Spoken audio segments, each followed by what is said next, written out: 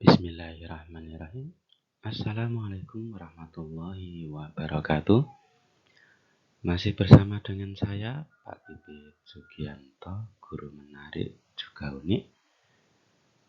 Oke, pada kesempatan kali ini akan saya sampaikan yaitu berkaitan dengan menjauhi akhlak tercela pada mapel akidah akhlak kelas 6. Yaitu sifat pemarah, fasik, dan pilih kasih. Oke, mari kita masuk ke dalam materi. Sebelum kita masuk pada pemaparan materi, perlu saya sampaikan yaitu berkaitan dengan tujuan pembelajaran ini. Yang pertama yaitu memahami makna dan implikasi sifat pemarah, fasik, dan pilih kasih serta cara menghindarinya. Yang kedua, menyajikan contoh cara menghindari sifat pemarah, fasik, dan pilih kasih. Mari kita masuk ke pengertian marah. Sikap marah dalam bahasa Arab disebut al-ghadab. Marah merupakan suatu luapan emosi yang disebabkan karena tidak senangnya terhadap sesuatu atau perasaan tidak senang sehingga ada perasaan untuk membalasnya. Lah, apa dasar atau landasan larangan marah? Yaitu sebuah hadis an Abi Hurairah radhiyallahu anhu anin Nabi sallallahu alaihi wasallam qala laisa syadidu bisuru'ah walakin asyadidal ladzi yamliku nafsahu indal ghadabi, yang artinya orang yang kuat itu bukanlah karena jago gulat, tetapi orang kuat adalah orang yang dapat menahan dirinya dikala sedang marah. Hadis riwayat Abu Hurairah radhiyallahu anhu. Lantas apa tanda-tanda ketika seseorang itu sedang marah? Yang pertama yaitu otot dan urat mengejang disertai wajah dan mata yang memerah. Yang kedua, wajah cemberut dan dahi mengkerut. Ketiga, ingin membalas musuh dengan balasan yang setimpal atau lebih. Keempat, permusuhan dengan orang lain melalui lisan, tangan, kaki, dan lainnya. Ketika kita dalam posisi marah, ini tentu memiliki dampak ataupun bahaya dengan sikap marah ini. Bahaya yang pertama yaitu meretakkan hubungan persaudaraan. Yang kedua, kita akan dijauhi oleh orang lain. Tentu dengan marah Allah akan termasuk perbuatan dosa, membuat orang lain benci dan takut terhadap kita. Yang kelima, dapat merusak perdamaian. Lantas apa yang harus kita lakukan ketika kita sedang mengalami posisi marah, atau bagaimanakah untuk meredam amarah ini? Yang pertama yaitu dengan membaca ta'awud. Dalam sebuah sabda Nabi terkait hal ini yang berbunyi, inni la'a'lamu kalimatan law qalaha la dhahaba anhu ma yajidu law qala a'udzu billahi minasyaitonir rajim dhahaba anhu ma yajidu, yang artinya sungguh saya mengetahui ada satu kalimat jika dibaca oleh orang yang ini marahnya akan hilang. Jika dia membaca ta'awud, a'udzu billahi minasyaitonir rajim, marahnya akan hilang. Hadis ini diriwayatkan oleh Bukhari dan Muslim. Yang kedua, yaitu dengan cara menjaga lisan dengan diam. Mungkin ketika kita sedang dalam posisi marah atau orang lain yang kita ketemui dalam posisi marah, orang tidak dapat mengendalikan lisannya.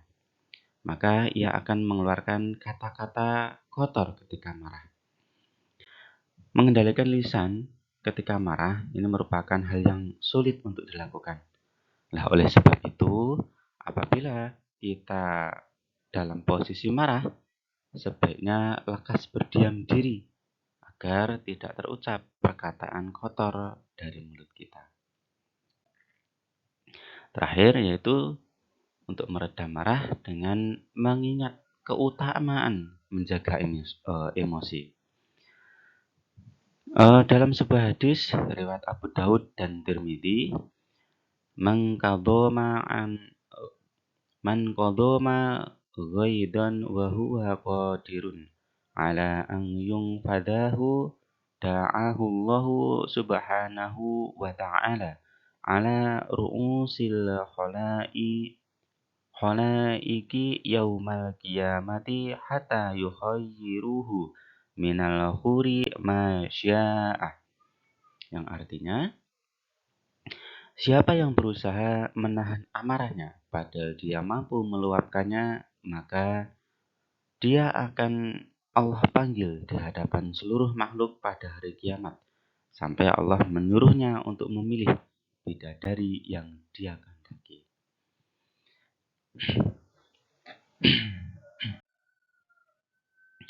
Sekarang kita akan masuk ke sub pembahasan kedua, yaitu fasik. Fasik ini secara istilah adalah meninggalkan perintah Allah Subhanahu wa taala dan menyimpang dari jalan yang benar. Orang yang fasik suka melakukan banyak hal tercela. Mereka banyak melakukan kemaksiatan dan meninggalkan perintah Allah Subhanahu wa taala. Allah Subhanahu wa taala berfirman dalam Al-Qur'an, yaitu di surat Al-Hujurat ayat ke-6 yang berbunyi, A'udzubillahi minasyaitonirrajim. Ya ayyuhalladzina amanu in ja'akum fasiqun binaba'in fatabayanu an tusibu qauman bijahalatin fakusbihu ala ma fa'altum nadimin. Yang artinya, kebodohan atau kecerobohan yang akhirnya kamu menyesali perbuatanmu itu, wahai orang-orang yang beriman. Jika seseorang yang fasik datang kepadamu membawa suatu berita, maka telitilah kebenaran agar kamu tidak mencelakakan suatu kaum.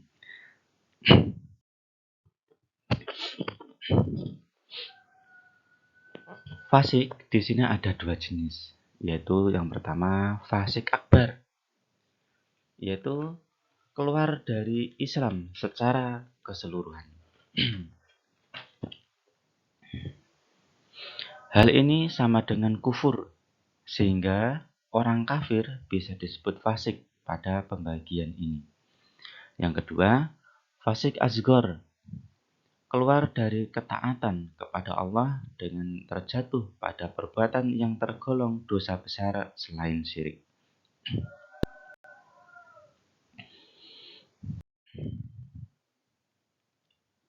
Nah, lantas apa akibat dari melakukan perbuatan fasik ini?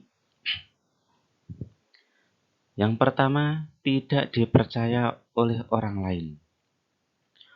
Orang yang fasik menyatakan dirinya beragama Islam, namun tetap melanggar larangan-larangan Allah. Oleh sebab itu, orang fasik tidak akan dipercaya oleh orang lain. Yang kedua, Allah Subhanahu wa taala tidak akan memberi petunjuk kepada orang fasik. Dalam sebuah firman Allah dalam surat At-Taubah ayat 80, Wallahu la yahdil qaumal fasikin. yang artinya Allah tidak akan memberi petunjuk kepada kaum yang fasik. Yang ketiga, orang fasik terhalangi dari keridhaan Allah. Allah tidak akan ridho kepada orang-orang yang berbuat fasik. Hal ini tercantum dalam firman Allah di surat At-Taubah ayat 96 yang artinya mereka akan bersumpah kepada kamu agar ridho kepada mereka. Namun, sekalipun kamu ridho kepada mereka, sesungguhnya Allah tidak akan ridho kepada kaum yang fasik. Lantas, kita harus bagaimana agar terhindar dari perbuatan fasik ini? Yang pertama yaitu sholat tepat waktu. Yang kedua, memperbanyak sedekah. Yang ketiga, memperbanyak bacaan zikir. Yang keempat, membiasakan menolong orang lain. Yang kelima, memohon perlindungan dari godaan setan. Sekarang kita masuk ke pembahasan sub terakhir yaitu pilih kasih. Pilih kasih yaitu sebuah sikap yang tercela, yaitu membedakan antara satu dengan yang lain. Lantas, bagaimanakah atau orang yang merasa sedang dalam situasi tidak nyaman karena sikap pilih kasih atau ketidakadilan seseorang? Nah, sebaiknya melakukan tindakan-tindakan berikut. Yang pertama yaitu tetap ceria dan tidak berpikir positif. Yang kedua, tetap menghormati orang tersebut. Yang ketiga, jangan sakit hati karena terhadap perilaku pilih kasih seseorang. Lantas, agar kita terhindar dari sikap pilih kasih ini, hal apakah yang perlu kita lakukan? Yang pertama, tidak membanding-bandingkan. Yang kedua, meningkatkan sikap adil. Yang ketiga, mengintrospeksi diri. Demikianlah pemaparan yang dapat saya sampaikan. Semoga apa yang saya sampaikan bermanfaat. Waalaikumsalam warahmatullahi wabarakatuh.